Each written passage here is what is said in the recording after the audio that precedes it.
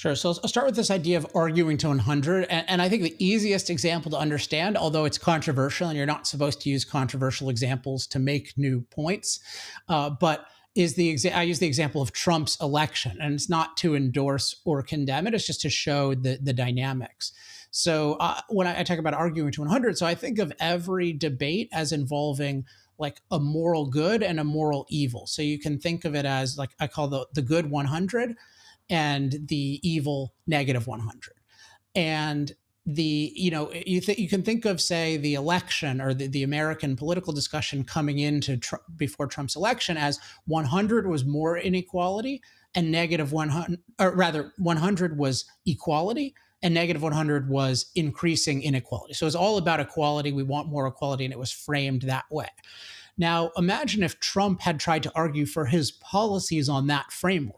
He couldn't do it effectively because the policies he wanted to pass would not necessarily increase equality and may increase inequality. And what he did, though, is he rejected that framework, and instead, he has that immortal hat, "Make America Great Again." But what that really represents is a reframing. So he reframed it in terms of American greatness. So 100 was American greatness and negative 100 was American decline. And then what he was able to do is argue that all of his specific policies were moving us toward 100. And this is what I call arguing to 100. You set what the moral good is, and then you argue that you are getting us there.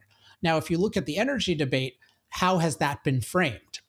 Particularly pre my work and some work of people who are aligned with me, it has been framed as the goal is eliminating fossil fuels, or at least eliminating their CO2 emissions. Look at every institution in the world, pretty much corporations, countries, all these investment firms, they all have these net zero goals that's saying, hey, the goal is to eliminate emissions, which really means eliminating fossil fuels.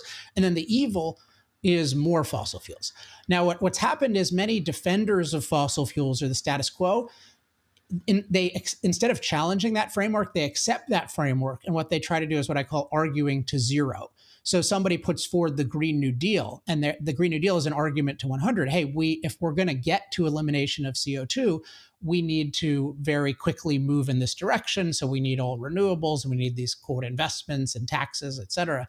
And then the other side will say, oh no. So they're trying to say this is bringing us toward 100. And then the other side says, no, it's impractical. It'll cost too much, or they'll make fun of it or something. But I call this arguing to zero, because if the other side proposes positive things and you just shoot them down, your best case scenario is zero, right? You don't move at all. And so I think what I've done in energy is I've rejected this framing. I've rejected this framing of our goal is to eliminate CO2 emissions, eliminate fossil fuels. And as I talk about in the book, I reject the deeper goal underlying that, which is that our goal should be to eliminate human impact on the earth.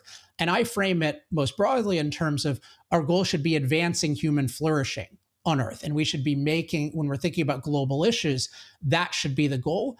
And we should be thinking of it that way. And then, the negative 100 is increasing human suffering on earth. And once you frame it that way, then people are very open to the possibility that more fossil fuels could do that, because you can say, well, if you look carefully at the benefits and side effects, we need more of them. So the lesson, because I know you're interested in how other pro-liberty people can do it, is you need a positive moral goal, or you can sometimes think of it as a vision, and then you need a positive policy to get there. So in part 4 of the book, I also talk about the policy of energy freedom. And a lot of the work I do these days is with elected officials.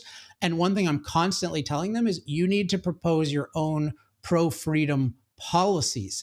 It can't just be reacting to the bad ones. And just to anticipate one objection, people sometimes think, oh, well, if you're pro-liberty, you can't be pro-positive policies because you're just against these things. But you still have to, if there's a bad policy in place, changing it is a kind of positive policy. So I can say something like, hey, we should pull out of the Paris Climate Accords. That is itself an action that you can say leads to this inspiring vision. And then I would argue, and this gets into issues of government, but like even when it's not like you need to think, people need to think carefully about what the right pro-freedom policy is. So it's not like the most obvious thing, just don't do anything.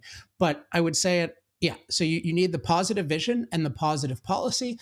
And that just leads to a totally different level of effectiveness to people you're trying to persuade.